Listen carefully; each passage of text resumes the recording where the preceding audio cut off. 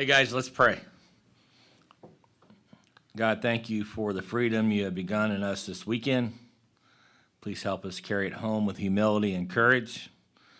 When travel is hard and life gets loud, please remind us that we are not alone. Help us serve our families, our communities, and those still struggling. Teach us to give it away, what we have received. In the spirit of step 3, we pray these things. Amen. Amen. Well, good morning, boys. We made it. We arrived. And then, so it's a joy to be here. I know some of you got here. It's your first time coming to a retreat. Some of you didn't know what was going on. You weren't sure if you were supposed to hug or if there was going to be a dance. You didn't know what to expect. Your first men's retreat. But you're here, and you made it. And you hope nobody called on you. Some of you just like, I hope they don't call on me, whatever they do. But you made it this weekend. These can be game changers for a lot of people, just because of the bond that you make. But sometimes we get a little deeper into the weeds and have more time to share about really life stuff, in a practical way. And so it's always a blessing to come. And it's hard to come in these things and not walk home better than you walked in, And so I'm grateful to be asked to come and hang out with you guys for the week. There's a lot of guys that I know for a long time here that I love dearly. And there's some I just met for the first time. I hope that our paths cross often. And I know that I'll walk away here better than I came. I want to thank Cliff, and I want to thank the committee for inviting me to be a part of this. And because it's a lot of work, as you can tell, that goes into this. It seems pretty painless. I mean, these are great. This is a great complex, and it's pretty painless, really, if you just get in sync with everybody. Thanks, Roger, for coming out and braving the element. And be sure to show him love, with his generosity, because without guys like him, you can't capture some of this stuff to listen on your own. Even if it's pirated, it starts at a place like this. So even if you listen to it on YouTube or SpeakerCast or some of the stuff, but if not for these guys and gals who do this stuff, we wouldn't be able to have that stuff. So give him love. Even if you don't want the tapes, throw him some love, and it'll make a difference in his life and keep him coming back. And then lastly, Tommy, it's been a joy to hang out with you, brother, and walk this journey with you and share the weekend with you. But we're going to dive into step 12 and service, sponsorship, wherever it takes us this morning.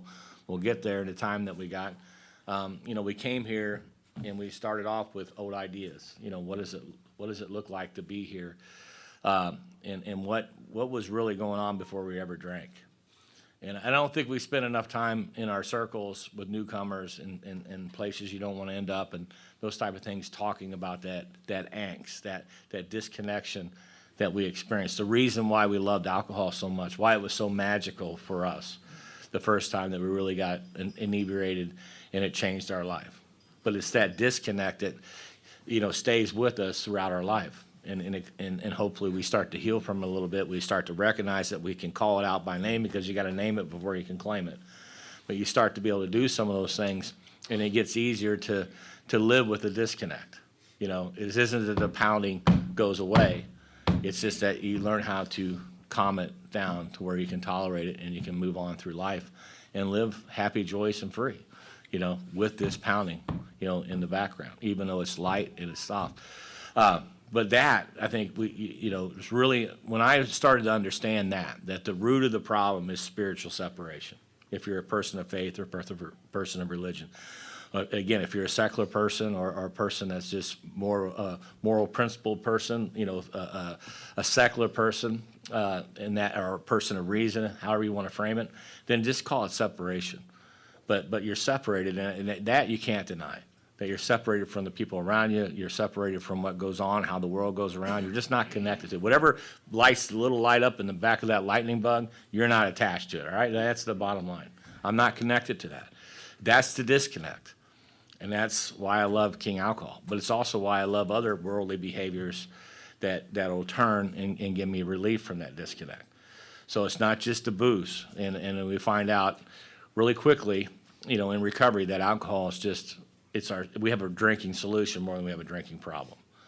And which seems that it doesn't make sense in a lot of rings. But it's what it is. You know, we have a drinking solution. Why? Because of the magic. I want the relief. The disconnect creates pain. Pain creates the need for relief. I'm going to get relief. And the brain remembers relief. It loves relief. And it's going to want me to go back there as time and time and time again. And that's the fracture. That's the fractured self, if you had to call it something, the fractured self that has to be healed. Realizing I live in a world system here in America for sure that breeds individualism, materialism, consumerism. And it will really pull and magnify and stretch that extreme self-centeredness. Pretty easy. It's pretty easy to want to live that way in this culture and not get caught up in it. And so just having a daily reprieve from that and staying in a spiritually principled manner and a spiritually principled way of life and really trying to walk that is what this thing's all about. And so, you know, we do that, and then we approach step 2 and 3, and we start talking about something's got to change this. We got to start to believe in something other than ourselves. We got to come to the end of ourselves. And then through that process, because of the beauty of Alcoholics Anonymous, we get a space where we can just come in and sit as long as it takes. The key is don't leave. You know, come all the way in, all the way down, and stay. Staying's the hardest part. We all know that. But if you stay, you got all the time you need to work through whatever that is for you, to tap into this power without worrying about defining it in its total. I don't know how electricity works, but I'm not going to sit in the dark till I find out. You know what I'm saying? It's that kind of mentality. You know, I'm going to just embrace the power that's going on. I'm going to embrace it, so you start to come to believe in the guys in the room, the people in the room, your sponsor, your home group, and that way of life, this principled way of life. You start to believe in that because you get the return on investment. And that's really how I think we come to believe. Whatever abstract or idea we have of this God is really, it's God with skin on that we really start to connect with. And then we surrender ourselves to that. You know, I'm willing to, I'm tired of living this old life. I want a new life. I'm tired of the old guy. I want the new guy to come in. I'm tired of Jeff, you know. And I want to embrace the authentic Harold Eugene Long, you know, for the first time. Embrace that guy. Let's see what that guy's about. And you finally make that decision to walk that path. In 4 through 7, it's the renovation of our life. It's taking out the trash and putting it in a dumpster, and God will come and clear the dumpster. But our job is just to take out the trash, you know, and that's what 4 through 7 do. They allow us to renovate, go through our hoarded house of resentments and fears and disconnect and all the stuff, our secrets, and put all that stuff in some garbage bags and take it out of the house because the house is unlivable, you know. So we got to get it out and clean it up. And that's what 4 through 7. 8 and 9, it tells us that, you know, page 83, it says there's a long period of reconstruction ahead. But you must take the lead. We take the lead in that process. And so we have to be serious about that and throw away our alibis and our excuses why now is not the time, you know, and have well-guided direction from a qualified sponsor, somebody who's done this work, or other influences inside this work, this room of recovery, to help us take that step and move into that space. And what seems impossible becomes possible, that these broken relationships start to get healed. And I start to get free at last. I can look myself in the mirror. I become a citizen.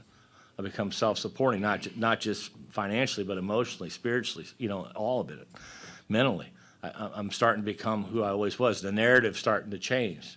The old narrative that defined my nature my whole life is starting to change, and it's a beautiful thing. And then we get into 10 and 11, and it's no longer about renovation. Now it's about stewardship.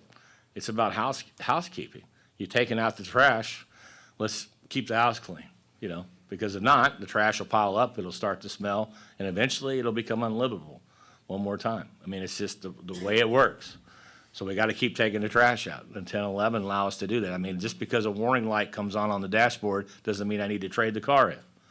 Mark might say so, but I'm not going to agree with that, you know. But no, it comes on. It just means, hey, there's something you need to do. You need to get this checked out. You need to get the oil changed. You need to do something. And that's really what I think step 10's about is that kind of thing, just to keep us in check and make sure that we're running as efficient as we can, because we're called to a bigger purpose now. It's not just about survival anymore. This is about living, you know, and that's our job. It's not to just survive, but to live and thrive, really, to go out and be the best version of us that we could ever be, which seems impossible when you get here. But if you stay here long enough, you realize that's not true. You realize you've been buying the lie, the narrative, the delusion, your whole life. It's paralyzed you. It's held you back. You throw away those cards, the delusion of inequality, that who I am, I'm not enough. You're finally able to toss that card. It's still there. It still can affect you. On any given day, it could really wear you out. It could drive you into the ground still today. But you've got enough truth around it that you know it's false. That who I am is enough, just who I am. And I can live with that. And that victimization, working through steps 4 and really getting rid of that victim card. It's a hard card, to toss. You see people that are locked in it big time, and it just seems impossible. This is what it sounds like in treatment. Yeah, my name's Ralphie. Who's been to treatment here before?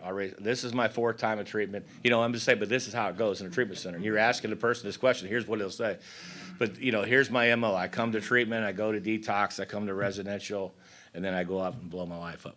That's what I've been doing for the last 15 years of my life, or 20 years of my life. That's just what I do. I mean, that's a defeated statement. This is who I am. This is what it's always going to be. So that's why that person's not excited about anything you got to share, because the delusion of impossibility has ate their lunch. And the problem with impossibility, when it gets into your DNA, it fills your heart full of discouragement. And once you got discouragement in your heart, you just quit. You just give up. There's an old parable about the devil had a yard sale one day. And he had everything out to sale on the table. He had the 7 deadly sins, and they were priced right, And a guy's coming along, he's looking at it. There's lust, there's greed, there's gluttony, he's going through all of them. And he looks on the back behind him. There's a table behind him. He's got something else back there. And he goes, hey, what's that? And Satan says, well, don't worry about it. It's not for sale. He goes, no, I know, I'm curious, though. What is it? He goes, no, you worry about these. I'll make you a hell of a deal on all this stuff right here. Hell of a deal right here. He goes, no, but what is it? He was persistent. And finally, he gets tired of him, and he says, look, it's discouragement. He goes, well, why isn't that for sale? He goes, man, I win more souls over with that than all this other crap put together. You're not getting it. It's not for sale. And that discouraged heart is why most people will never be sober. And, we are the exception, by far, not the rule. I don't care how long, if you're sitting here with 90 days or you're sitting here with 50 years, you're definitely the exception to the rule. There's people out right now, millions of people, right this second around the globe, chasing that relief. And there are many of them that will die or totally compromise their life today because of their relationship with king alcohol and mind-altering substances and going down the road. That's the hard reality. And I can never forget that, with that. And that kind of segues us into, what's this thing all about anyway? We have this, we get to step 12 and having had a spiritual awakening, that we realize that there's more to this life than just us. And that I'm a part of the circle of life, if you would. That what I do matters. I'm a link in the chain. I'm either a weak link or a strong link, but I'm a link. It's great inventory. Am I a weak link or am I a strong link in what's going on in the circle of life? Not just in AA, I'm talking about the circle of life. As a citizen in my community, as a leader in my household, am I a weak link or am I a strong link? And the good news is, wherever I shine, I can do something about that. I don't have to leave here. I can become a stronger link. And I think that's really important when it comes to that. But you start to wake up to that truth. You start to really experience the grace of God for the first time and get rid of the delusions that I can't experience the grace of God. Because that's really what it is. When we all come here, if you had a little Ziploc bag and just imagine a pumpkin seed, and that is the gift. Here it is. We all get it. This is your grace. This is the seed of grace. You got it. Everybody's got it. Most people will either chew it up and swallow it before they ever get out of treatment, or they'll throw it in the trash, or they'll wind down the window and they'll toss it out the window.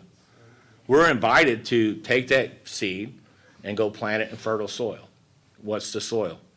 Home group, solid home group, sponsorship, surrounded by lifelong friends. That's the soil. And if you put it in the soil, things start to grow. Things start to get green. As Mother Teresa would say, got to remain green because green things are growing, right? So you start to grow. But most people will tell you to pound salt. They don't want the seed. They'll put it in their big book and leave it there until it dies. It'll die right inside their big book. But we are all given that. And I think it helps spiritually answer that question. Why did I get sober, that person to get sober? Because what I really dislike is this statement I hear a lot in circles, not just AA circles, but you see somebody who's down and out, Oh, but for the grace of God, there go I. It's a true statement, but it almost sounds like God favored me over them. And it wasn't the truth. I guarantee you they've been handed the seed of grace at some point in their life, and they said no thanks.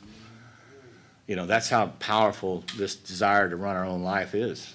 And so for whatever reason,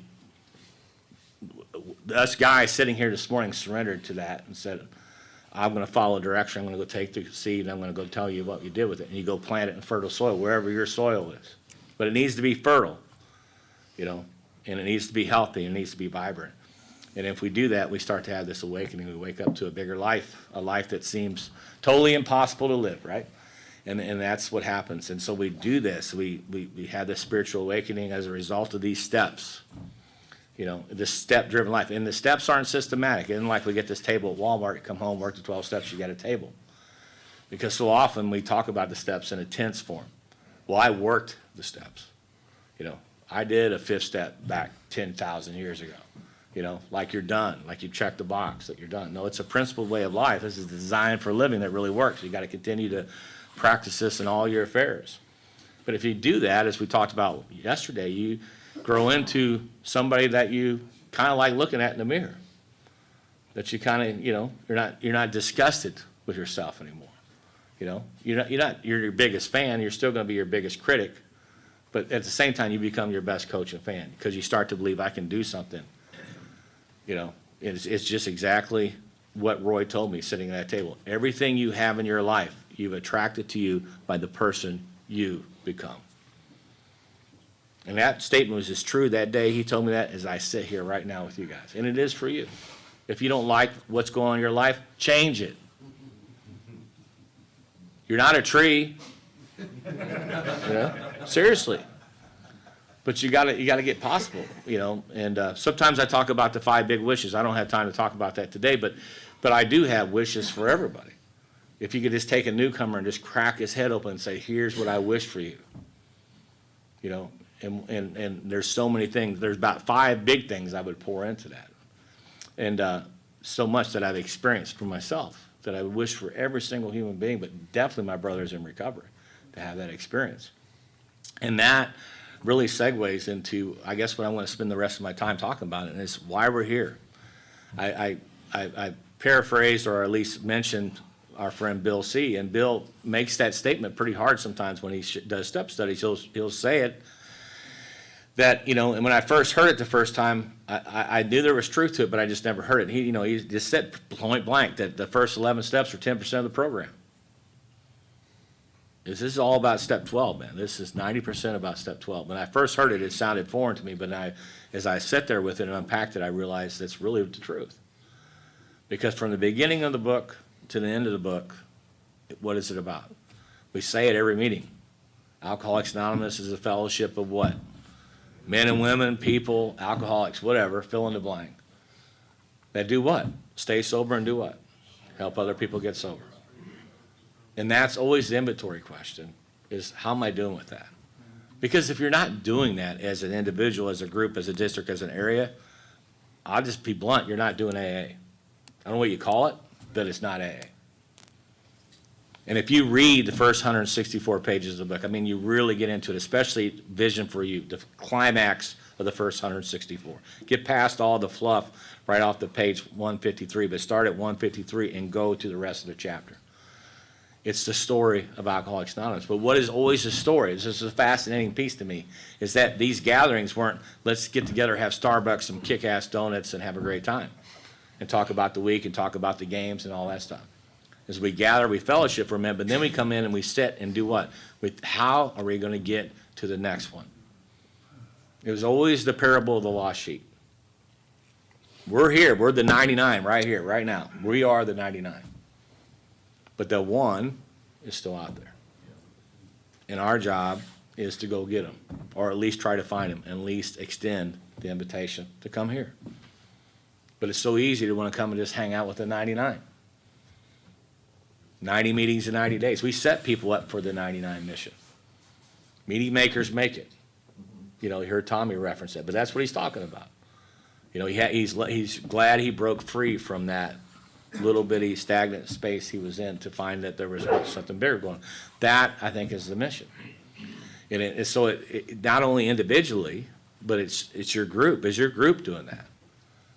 Because often groups are, sometimes we have an awesome home group. When I learned this from my sponsor, Tom. Because Tom, if Tom had a mission the last 15 years of his sobriety, here was the mission. He would say it point blank. The biggest threat to Alcoholics Anonymous is the lack of 3 legacy groups. And if you even for a second got to wonder if I'm in a 3 legacy group, I can promise you probably not. Because I've had people, what is a 3 legacy group? It's a fair question. It's a great question. And then some people want validation. Well, you know our group.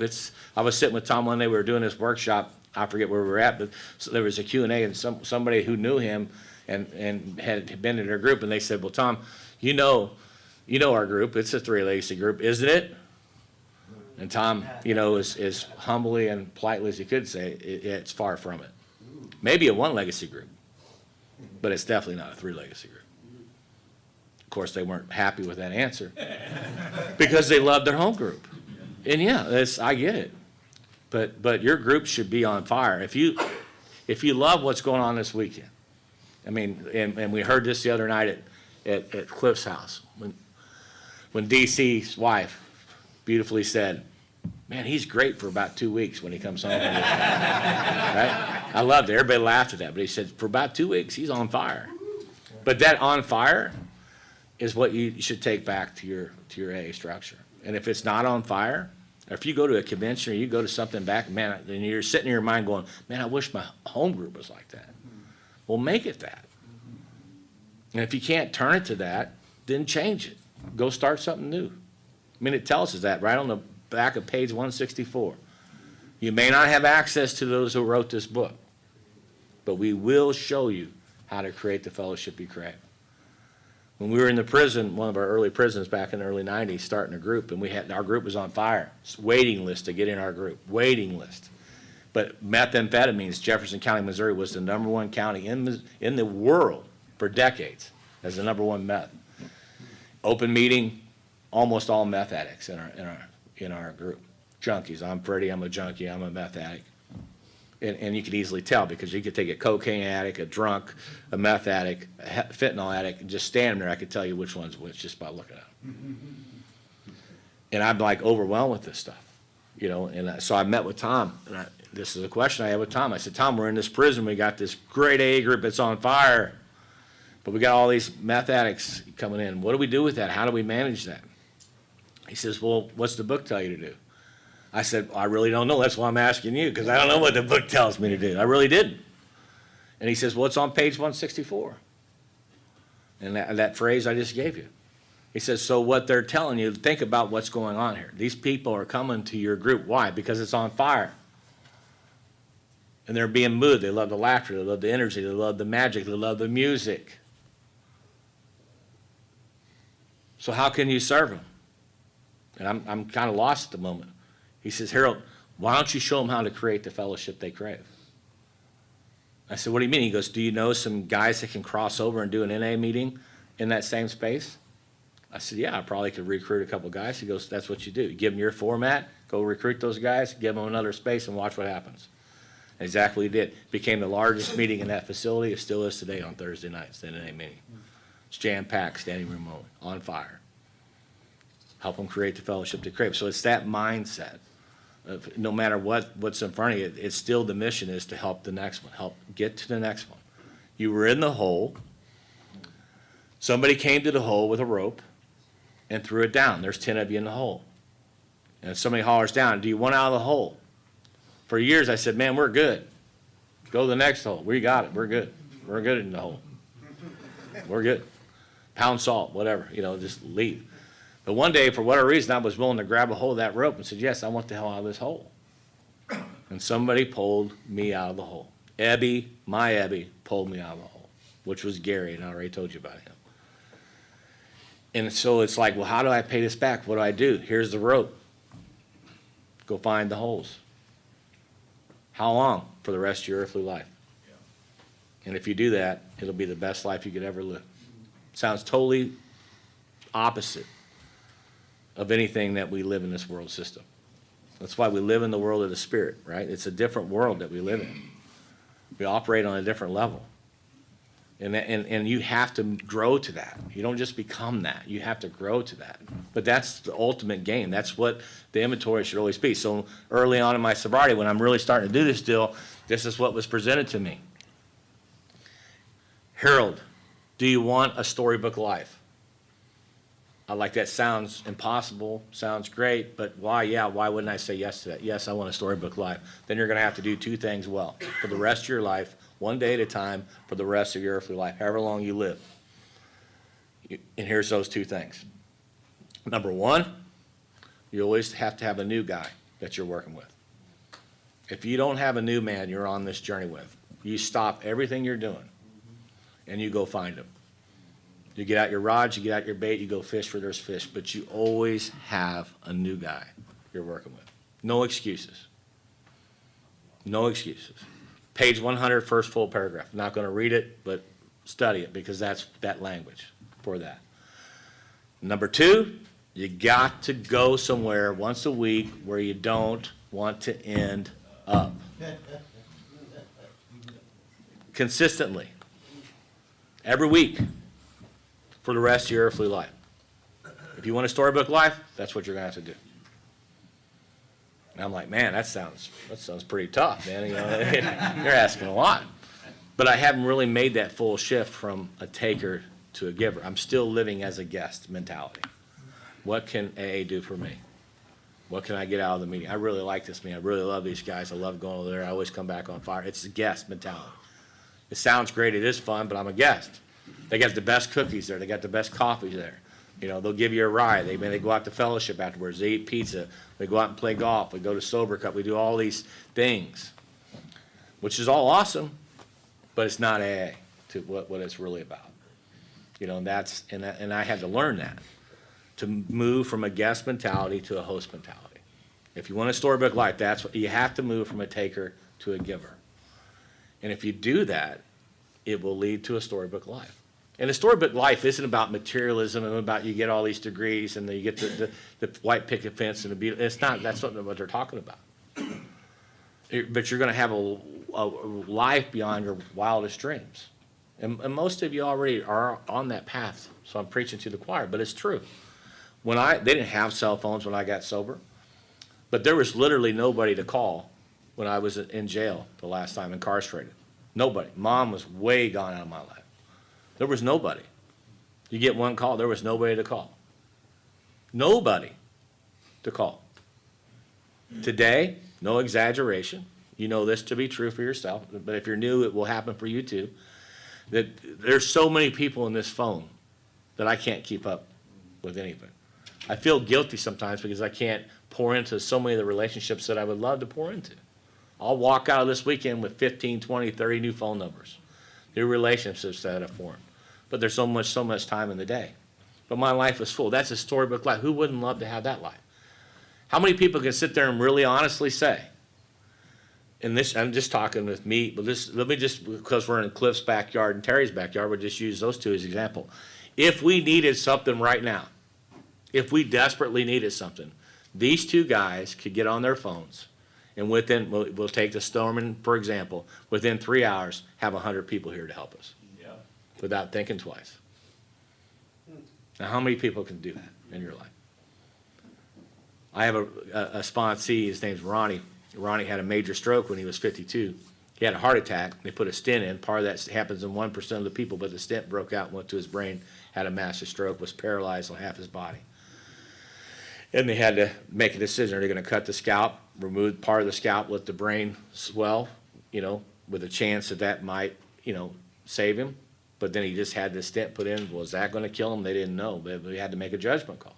But his twin brother from Virginia, twin brother, same mom, same house, grew up, everything the same, came there. And he set a record at Missouri Baptist Hospital for most visitors. I mean, that's what all the nurses said. I've never seen so many people come up here. And he pulled me into the room, his twin brother he lived his whole life with. And he said, I'm absolutely blown away by all these people in my brother's life. He says, Harold, I couldn't get 6 people to be my pallbearers. That's a storybook life. That's what that looks like. So it's not waged on education, your 401k. If you're living a spirit-centered life, that'll take care of itself. But you want that life? You want that kind of life? Then you need to do these things that are telling us to, man. It's the limitless load, because it's forever. You're never going to get past it. It's just the calling. This is never about, it's what, just get cleaned up. It's a muscle, a muscle, you can flex your muscle. A muscle doesn't stay that way by just admiring it, right? You got to work it. You have to work the muscle for the muscle to grow. Probably the best illustration of this that was given to me early on in this work was my sponsor took this right here and he says, Harold, let me just do this for you. He's trying to explain this, what we're talking about. He says, if I fill this cup up all the way to the top, can I put any more in it without spilling it? I said, I want to say yes, but I don't know how. He says, I'll tell you how. The answer is yes. You're right. The answer is yes. But here's how. You got to pour out what's already in before you can put any more in the cup. And that's AA for the rest of your life. That's what you got to do. You got to pour out what's already in. You think that's funny? No. All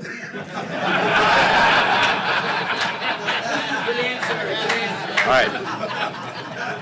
So this divert for a second. Are you ready? We're going to divert for a second. Play along. Knock, knock. Who's that? John. John who? John the Baptist. All right. Back to it. Let's come back. Oh, man. Come back. Oh, Divert. man. Divert. But so anyway, so I started that journey, and that's how I started. So that's what I was told me. You want this life? Yeah, I want this life. I want this life. Boy. Boy.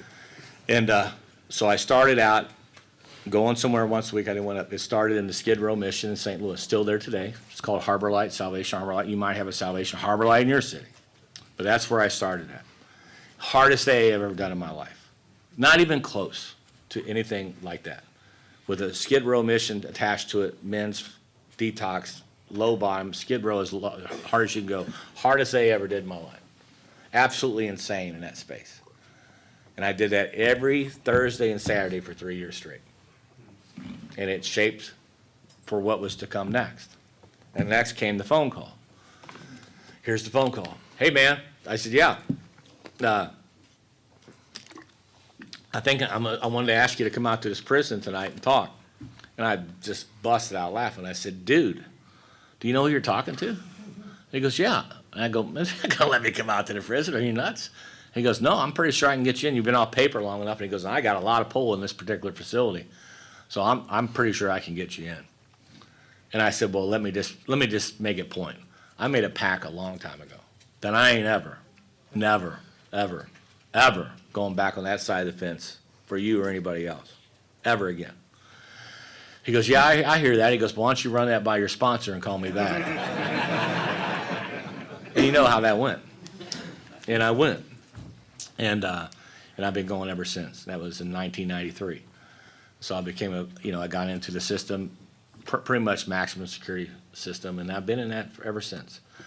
But 75% of my AA life is in confined spaces, treatment centers, and jails and institutions. 75%. I go to my home group on Wednesday night, and I go to treatment center twice a week, and I go to the prison on average once a month. And that's my 4 core things that I do in a week. Always got a new guy. If you're going to a place you don't want to, you always got a new guy. I'm always pawning off new guys because I only have time. I can't sponsor all these guys. It's an unlimited supply of new guys. But it's the dope. It's absolutely the dope, of what we do. And you just be amazed how God will use you in those spaces when you do that. I already shared one of them with you here with Mark, and here we are all these years later. He's living a storybook life, and he's doing everything I'm telling you, he's doing the exact same thing, and it's on fire. His home groups meets today. They're not meeting because of the weather, but they're going to be on Zoom. It would be on fire. If we went on there right now and zoomed in, it would be on fire. You wouldn't be able to see the room. The smoke be everywhere, on fire.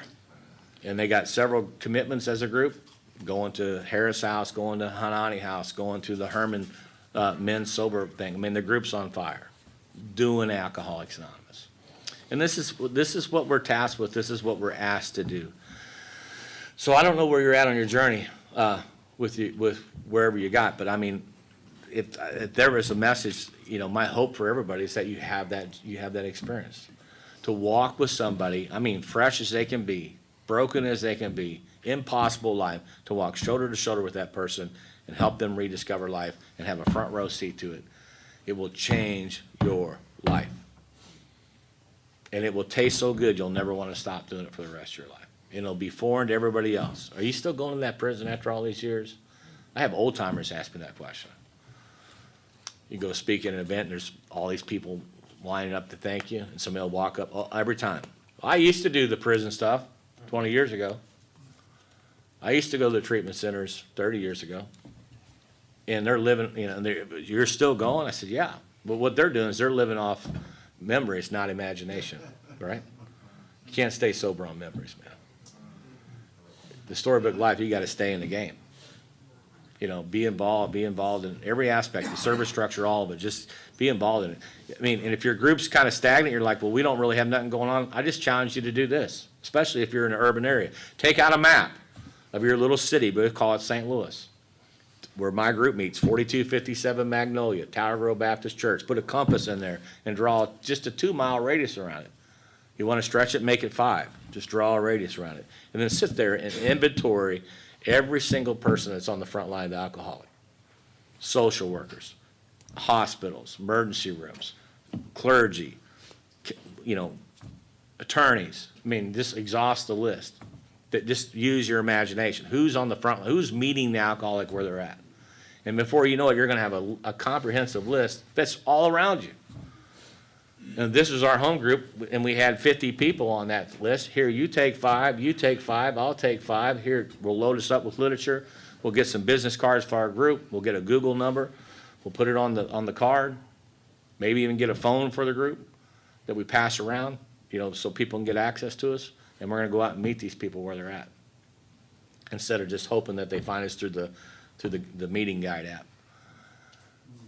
Because if I come and meet you, if Jordan is the attorney, I come and meet Jordan and say, hey, my name's Harold Long. You don't know each other, but I'm part of Alcoholics Anonymous. Our home group meets down the street here, and I wanted to give you one of our cards, introduce ourselves.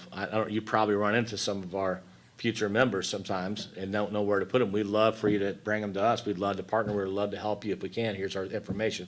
What do you think the odds are that probably before that year's up, this guy's sending me a couple of guys? And they walk in and go, or they may call before, where they walk in and go, yeah, my attorney Jordan told me to come down here. He said there was a meeting down here. That's Alcoholics Anonymous. That's the game. That's the beast. And that's the love, and that's the journey, and that's our purpose in life.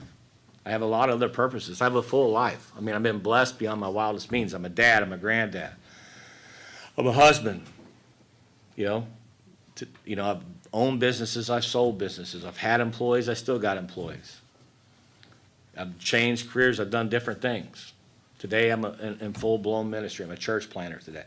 That's what I do today. It's a long walk from that cell in 1987 to where I stand today, and in the life I get to live today. It's pretty amazing, really. Where my life has came in, and the things I get to do, and the people I hang out with. It blows my mind sometimes. But all that being said, that's not my purpose. What I get excited about is going to that treatment center on Wednesday afternoon, Sunday evenings when I'm in town, and Tuesday to the prisons, and other times that I'm in those spaces. That's what I get excited about. It's absolutely awesome to be a part of that. I'll share about my latest little guy, and then I'll be quiet, and I'll pass it to Tommy. So one of the prison groups we got, and this kind of ties to Tommy, so we'll have fun with it, and I'll close with this. But I got a guy that I met in prison. His name's Austin. He's 27 at the time. Tatted out, from the neck down, just tatted out as you could be. Typical little gangbanger in prison. Comes into our home group. Been a day before, but drank himself right back into prison again. Comes into our group. And I listened to this guy. He comes into our group for the first time. I listened to him talk, and I'm like, and I could hear him talking. He said, yeah, I was out there and I was doing nightly reviews and stuff. And I'm like, man, this guy is somehow or another connected to our lineage. I'm listening to this guy. And after he gets done, I share a little bit after he gets done, he comes up and he goes, hey, you know this guy named Mike Bertolini? And I said, yeah, I sponsor him. He goes, I said, are you connected to him? He goes, well, his guy he sponsored used to sponsor me. I said, I knew you were a part of our lineage. I could tell by just the way you were talking in here. I said, what are you doing in here? And of course, he got honest about it. So he says, will you work with me? I said, sure, I'll work with you. Well, he got out last May. And he got out and just lost as you can be. Nowhere really to go, trying to hustle a place to live, no car, no nothing. And that was even a year ago. That was not 1 year ago. And I asked him the same question I ask everybody. Are you willing to go to any lengths to have victory over this thing? Are you willing to come all the way in, sit all the way down, and stay? Are you willing to always have a new guy with you and go somewhere once a week you don't want to end up? Yes to all those things. Knowing that he's not going to do any of that perfect. I used the 80% rule. If you're doing about 80% what I asked you, I'm good with that.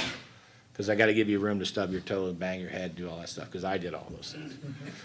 But I ain't going to give you much more room than 80. If you're not going to do 80, go away and go on to the next one. Page 96. I call it 96 in them, if you have to. But I lay the rules of engagement. Yes, I'll do all those things.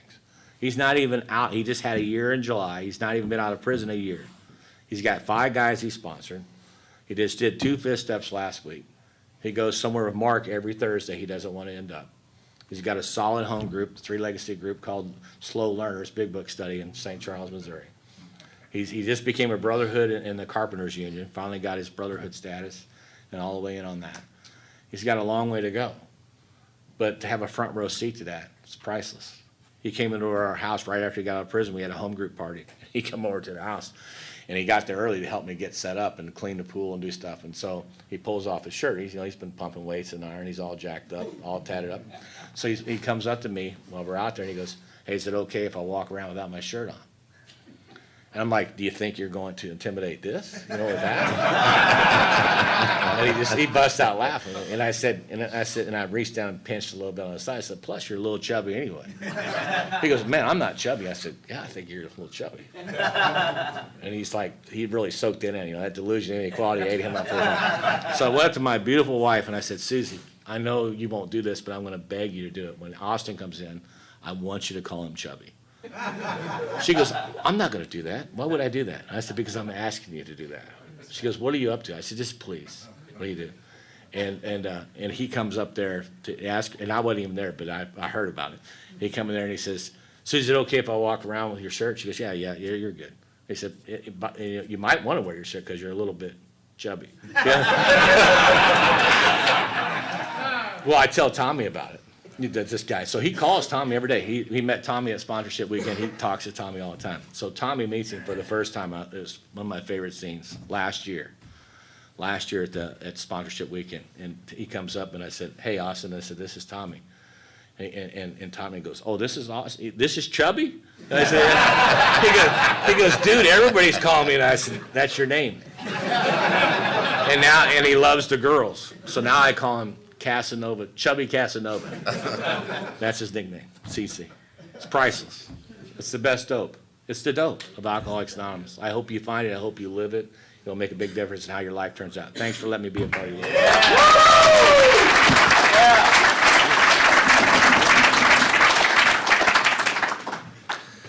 That's my guy. I'm Tommy T. I'm an alcoholic. Anytime I think I'm too busy, anytime I think I'm too tired, I think of the men that have invested time in me, like Harold, and I get off my ass and do what I got to do for Alcoholics Anonymous. That's just the way it's been. And I mentioned that guy Joe Keegan that I spent 25 years of my life with. He showed me how to practice these principles in my home occupations and affairs. He taught me to always be in the service structure. So what Tom I would tell Harold about the new guy and going into the prisons, it was a commitment outside of my home group, and that's something I've always stuck to. But Joe had a gift. I aspire to be like those guys. I don't worship them. I don't put them on pedestals. I know they struggle just like me because all my sponsors have been very honest with me and transparent with me. They tell me when they're flawed and something comes up, and that's attractive to me because if you tell me you're doing this perfectly and you don't, I'm happy, joyous, and free all the time, and you might be a little full of shit. Just my experience, you know. But I'll give you a couple examples of that. And he was just masterful at sponsorship. And in my 50s, I was climbing the executive ladder, you know, thinking who I was, thinking I was doing it. And, you know, God had a little bit doing to get me the job back in the amends process, but I got this now, you know. And I'm working hours like crazy at everything. And Joe says, you know, you mentioned that you want to go to school, because I switched from the unions to the educational side of the Department of Ed, and everybody had degrees. And I had a GED. I had a lot of licenses, but I had a GED. So I always felt less than at the table. And he said, you know, it's getting a little tired of hearing about this college thing. You know, you say you don't have enough time. I said, Joe, you know how busy I am. I got this many sponsees, and I'm going here, and I'm doing that. And he said, yeah. He says, are you willing to do a little exercise? I said, sure. He said, all right. He was good with a computer. He said, I'm going to send you a spreadsheet. I want you to populate it for 2 weeks, what your schedule's like. He says, what time do you get up in the morning? I said, 5:30. He said, what time do you go to sleep at night? I said, 11:30. He said, okay. He sends me an email, and it's got the spreadsheet on it, and it's got 5:30 to 11:30, and I put the prayer and meditation in it, and I put, you know, the last half hour was watching news to catch up on world events and everything in between. So I send it to him, and I don't hear anything. And, you know, when your sponsor says, are you willing to take a consideration? Just strap in, fellas. They're about to take the spiritual samurai sword and take your legs out from under you, you know. And I said, yes, Joe, I am. He said, well, consider the fact that it's not a matter of that you don't have the time to go to college. You just don't want to give up TV. And you know what I thought? I knew I shouldn't have wrote that down. Like, I kind of knew I was setting myself up. So fast forward, I'm enrolled in college, and you know, from 9:30 to 11 o'clock every night, I'm online, and I'm going to a class on Saturday. And it took me 5 years to get a 2-year degree, but I got it. Yeah, that was bragging, because all of your PhDs and theology doctrines or whatever the hell you got. And I did it in community college. It's not a big deal, all right?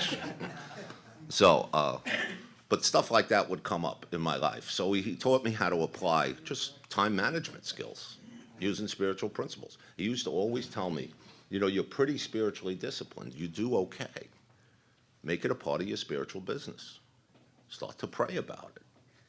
And I'll tell you, when you start taking, you know, your physical fitness or other issues in your life, your finances, and really give them to God, things change for the better, you know, when you're not self-managing those things. So we write the nightly review every night, and on it was Tuesdays at 8:30, I would call him. He had moved to Ohio, and I'm sharing the inventories with him. And about 6 weeks straight, I'm complaining about my wife, Cheryl, spending money.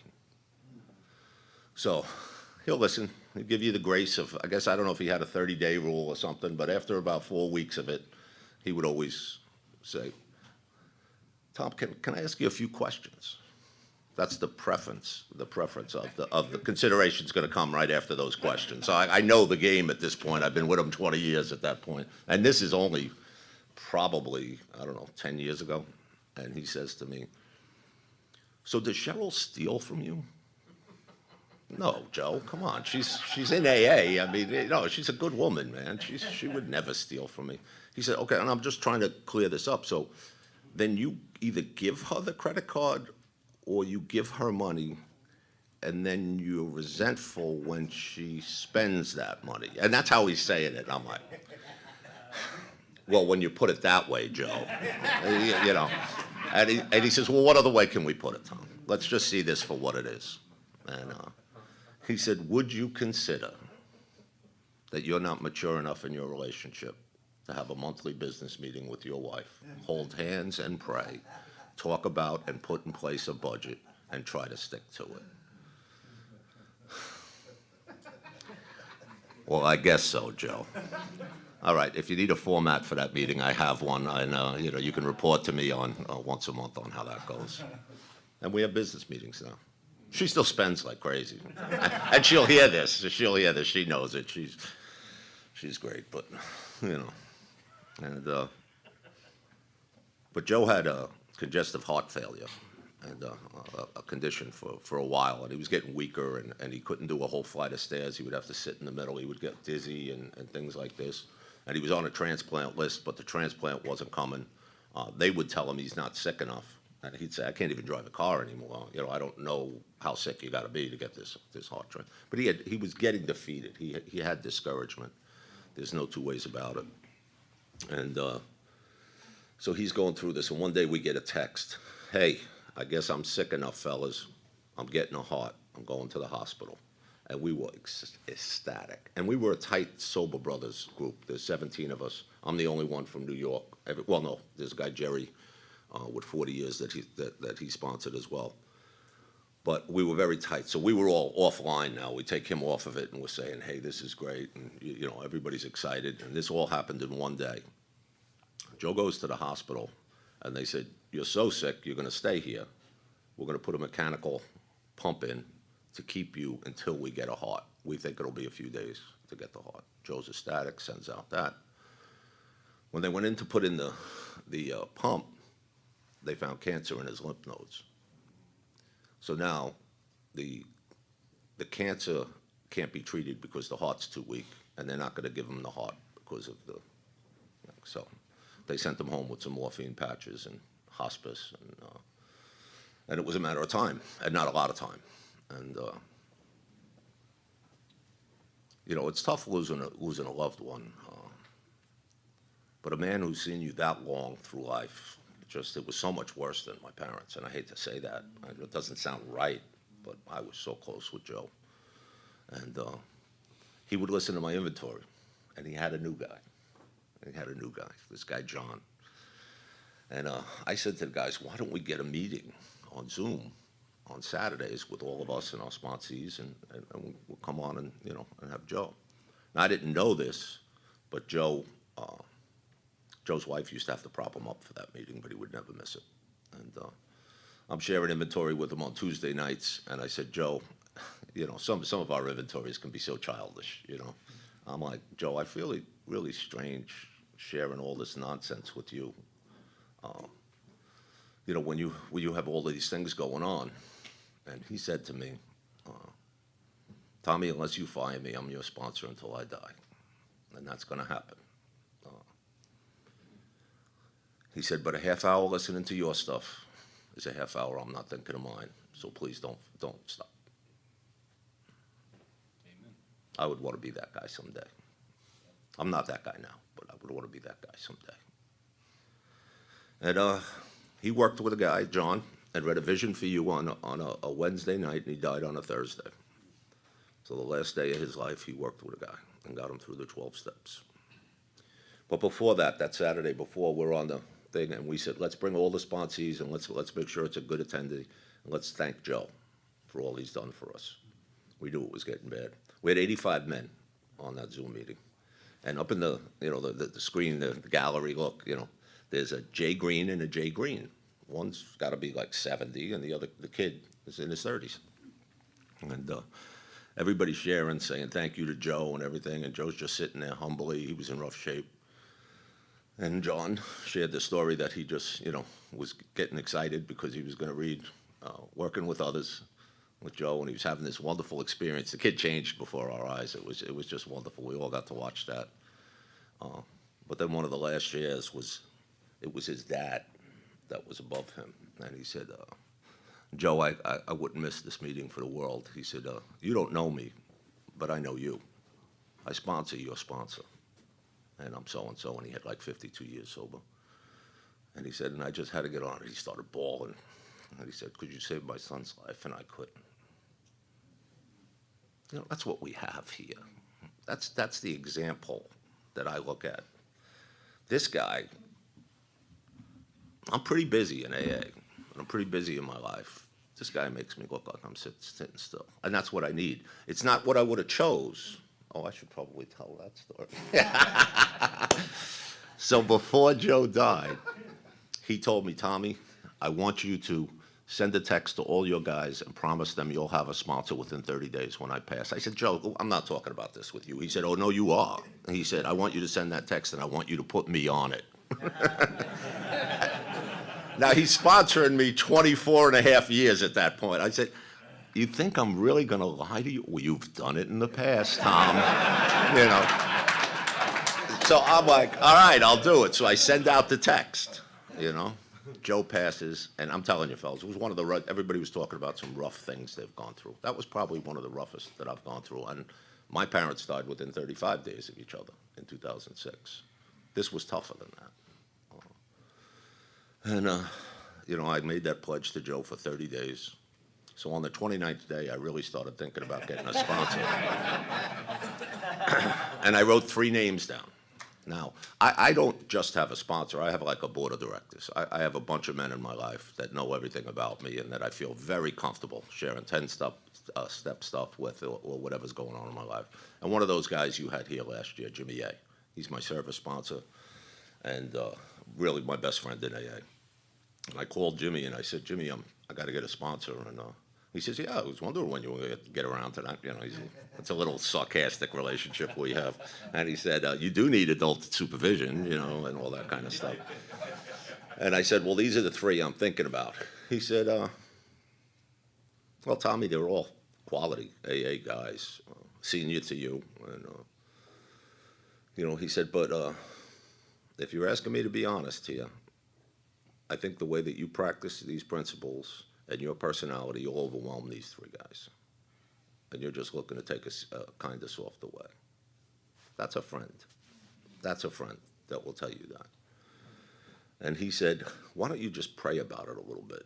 You still got a day, you know. And I start praying. I'm in the basement. And we got a finished basement. I'm sitting down there, and I'm praying, and I'm praying, and I'm praying. And my house phone rings. Nobody uses. I don't even know why. We're just too lazy to cancel the house phone. Nobody uses the house phone. Only telemarketers call the house phone, right? Well, telemarketers and hillbillies. So all of a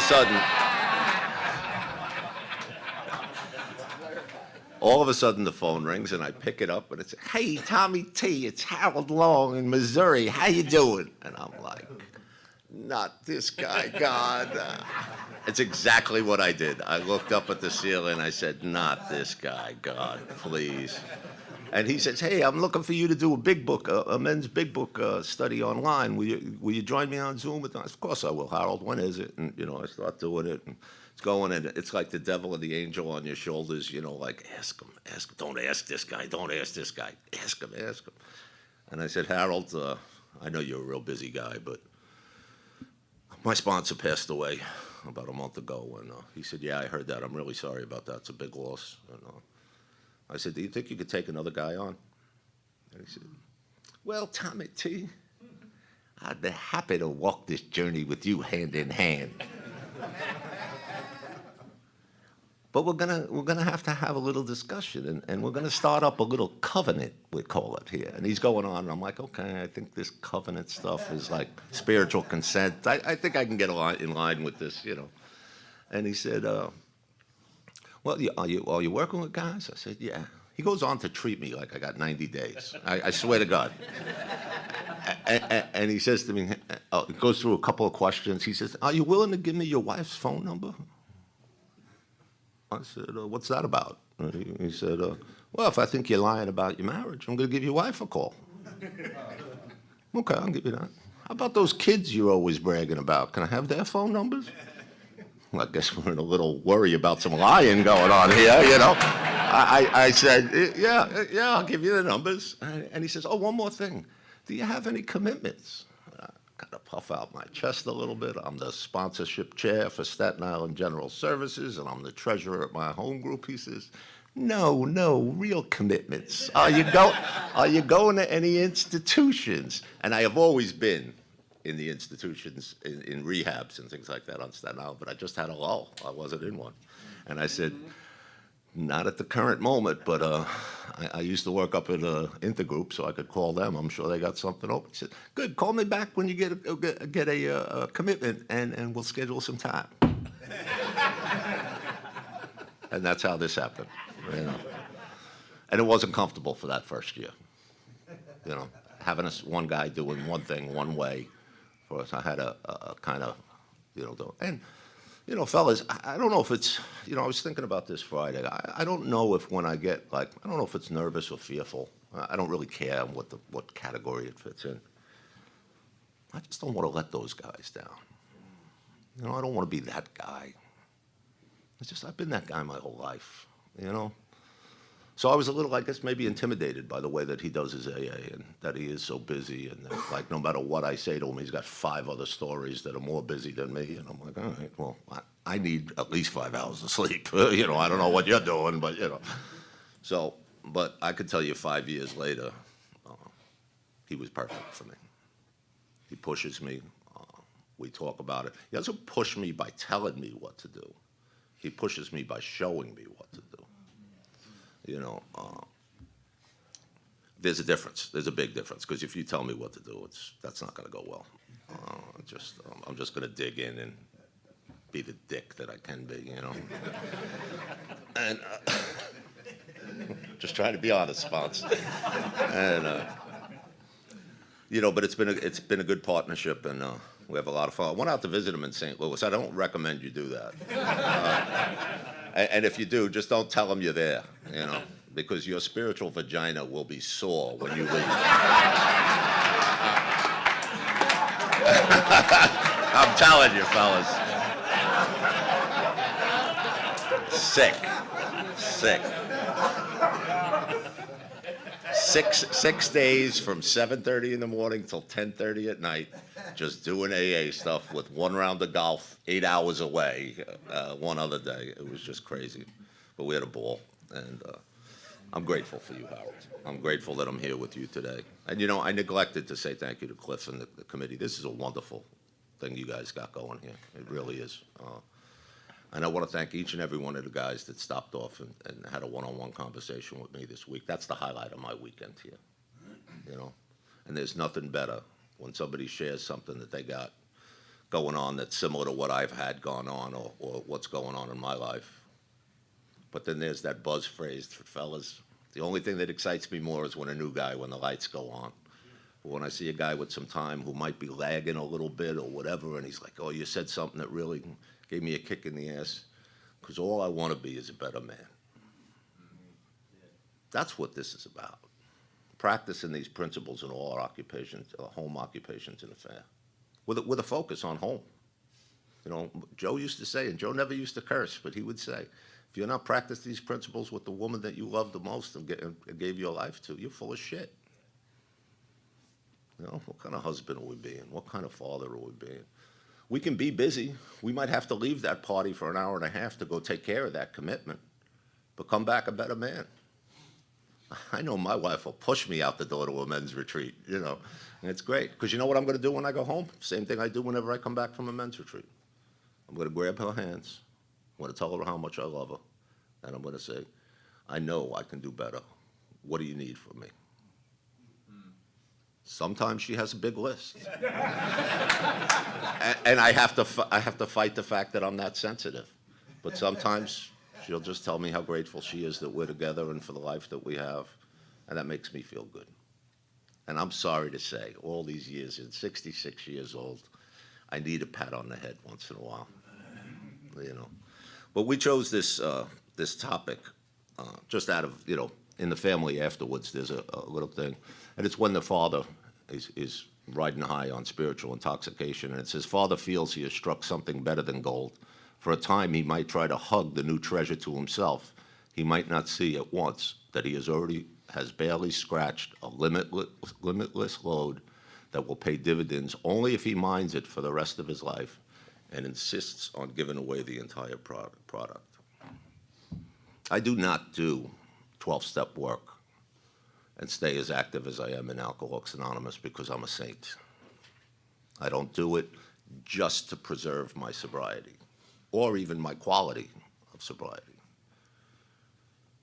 I do it because the men that took the time to go way back to sit with me in a diner and listen to my newcomer nonsense, the world sucks, everybody's against me, all that stuff, for hours on a work night. And I didn't drink that one day. And then the next night, they'd listen to the same story, so I didn't drink that night. And then that guy, John, who committed suicide with his own demons, was willing to take my calls all the time. And for George, who sat and took me through these 12 steps pretty quickly. And then, in that only 5 years sober, first guy he ever worked with, he had the hindsight to say, I'm not practicing these principles the way you do. You should get somebody else. And then God put Joe in my life.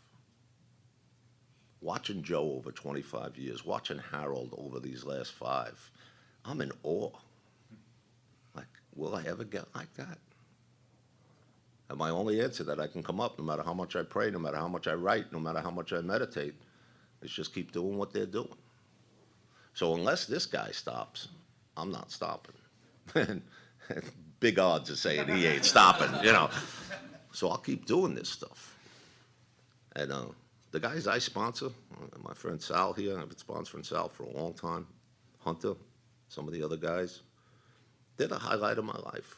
And I got a lot of highlights, you know. When a grandkid hugs you and says, ain't no pop like the one I got, you know, that's big stuff. That's big stuff. But the sponsees and working with guys, they keep me more in line than Harold does, or the older guys that I hang out with, the senior guys in AA. You know, they'll give me a suggestion, they'll give me this and that. The sponsees, they just seem to call at the right time. You know, I have an open AA house, so guys are in and out all the time. They know how I live. I tell them, ask my wife what kind of husband I am. Because you know what I learned here from these guys? You want the best wife in the world? I'm sure you do. Be the best husband in the world. Start there. I pray every morning to be a better husband, better father, better AA member, better man. Start doing those practices and watch your life change. It's an incredible, incredible thing. And I hope I never think I'm too busy for Alcoholics Anonymous, because those men were never too busy for me. So it's not sainthood, it's not increased spiritual growth, it's not any of those things motivating me. It's payback. What do you think your sobriety is worth? What's your life worth? Even if you're new here. You didn't get locked up today. It's pretty good, right? Seriously, it's snowing, who cares? Right? Oh, I'm not getting home till Monday. I have a home. That's pretty good, you know. That's no big deal. I'll get there eventually, you know. I'm being missed at that home. How about that? Instead of hearing the slide bolt click when you're walking up the pad, you know, I've had that happen. Get up to the top stairs and you click and nobody's home. Come on, you know. I know you're in there, you know. Don't make me come through the window. I know that entrance too, you know. So what's our sobriety worth? It's not worth being tired. So what? You're a little tired when you get to the rehab, you know. Bob Bazantz gave me one of the best things one time because I was all screwed up, and he was talking me through something with my wife, and he said, son, you just got the list all screwed up. And I said, what's that? He said, the priority list. I said, okay, what is it? He said, it's God, it's AA, it's your wife, it's your children, it's your career, and it's your money. Don't ever screw that up. You got it all screwed up. I was focused on money and my career at the time, and I wasn't paying attention to the wife. Still did my AA, thought I was still doing God. But you got to watch yourself. You got to keep an eye on yourself. You got to put yourself in a position to be helpful in step 12. So when you said the 90-10 thing, I said, well, that's some garbage. That was my first, you know, agnosticism to that. But it's absolutely true. Because to the extent that I'm willing to be inconvenienced with helping others here in Alcoholics Anonymous and in my life is in direct proportion to my spiritual fitness, my connection with God. When I'm on that beam, I'll help everybody. I'm holding doors left and right. Thanks for cutting me off. Have a nice day, you know. And then if I'm not, oh man, I'm looking at that phone with that troubled sponsee calls. Jesus Christ, again? Say the quick prayer. What's up? Yeah, well, it's the same shit as yesterday. Look, call me tomorrow. Yeah, that's what you're gonna get. That's what you're gonna get if I'm not right. But if not, it's like, no, I know. It can be tough, but you just have to focus on your study, your big book study, and keep advancing in the steps. And I'll see you at home group tonight, and we'll talk then. Everything's great, and you know, there's a direct connection there. my willingness to help others and my connection with God. So nowadays, if I looked at I'm short with somebody, or if I'm a little overly sarcastic, I know it's hard to believe, right? But it can happen, but that's a reflection on me. It's not a reflection on those people. Unfortunately, when they're new, they don't know that. And the other thing that I know when you start getting up there in the years, and I mean in physical age and as well as sobriety, those young guys are watching us. Unfortunately, like, we're held accountable for our facial expressions today. That's a pretty high bar. You can't be rolling your eyes at the AA meeting or, oh, Jesus, you can't be doing that stuff. You got to sit there like, oh, that's interesting. Oh, God bless you, my son. I mean, this is. But I like that type of scrutiny. I like sponsoring the new guys, and I mean this, the sicker the better. Because when that light goes on, it is just amazing. So I won't mention the kid by name, but he relapsed not too long ago, and he's coming back, and he's in the steps. He just finished his 4th step. And, but this kid had 2 things going on him that were gnawing at him in his first experience. He's short in stature. He's only 5'2", and he never met his father. His story was his father had abandoned the family and didn't care about him, and the whole victim thing that we could light up. When we do the work, the kid starts to get on fire. He's out there making amends. He made all of his amends, but he makes an amends to an aunt on his mother's side, and she said, I cannot imagine how much you look like this guy Jimmy that from the neighborhood. It's striking how much you look like him. And little to what this kid knew, he made the amends, and everything was good. I'm so happy you're sober and this and that. And she called this guy Jimmy and said, I just think I met your son. And he said, what? I never had a son. You never know. My sister was kind of wild, so you don't know, Jim. He said, well, did you get the guy's number? He said, yeah, he's my nephew. Yeah, I got his number. Could I have it? The guy reached out and said, listen, I don't know if this is true or not, but I'm willing to take a DNA test and I'll pay for it and all if you're willing. Of course, he said, yeah. Called me like, oh, this is weird. I said, no, this is the 9th step, but like, I didn't want to soft play it. I said, yeah, it's great, isn't it? God's working in your life. And they took the match 100%. And so the guy, they get together. It's a little awkward, but it's good. And the guy, Jim, says, I want to meet your sponsor. I want to shake his hand. And he said, okay, so we go to lunch. Walks in, the spitting image. The 2 of them walk in. They're both 5'2". But the father's got like a $1,200 suit on, vest, dressed to the nines, the Rolex, the whole thing. And he walks up to me and he looks at me, shakes my hand, smacks me on the side. Thanks for what you did to my son and this and that. He is such an alpha dog, and I just love this guy right off the bat. And so we sit down, and he says, I got to take this business call. He owns an airfield in Pennsylvania, and he does aviation fuel and stuff. Big guy, big shot. And he walks away, and so I just look at this kid and I said, so what are you going to do now? What are you going to blame your life on now? I said, like, this is bizarre, bro. I said it was your height and it was no dad. Now you got a dad and he's a stud, bro. So like, what's going on here? And we laughed so hard. But that's just the kind of stuff you get to experience here. It's the greatest stuff in the world. Gentlemen, I want to thank you so much for having me this weekend. I have had a blast, and my heart is full. So thank you. Yeah.